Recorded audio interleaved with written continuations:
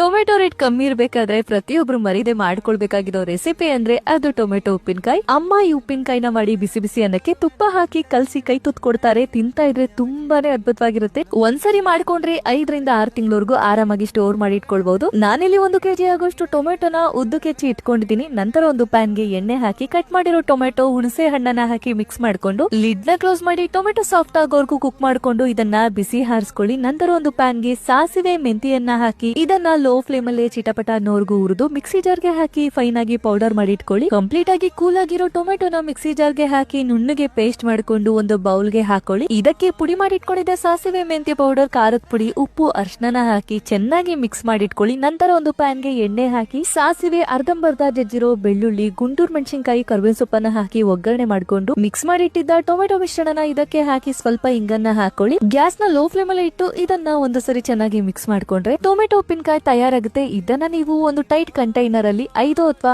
6 ತಿಂಗಳವರೆಗೂ fridge ಅಲ್ಲೇ store ಮಾಡಿ use ಮಾಡ್ಕೊಳ್ಬಹುದು. ಟ್ರೈ ಮಾಡಿ ನೋಡಿ.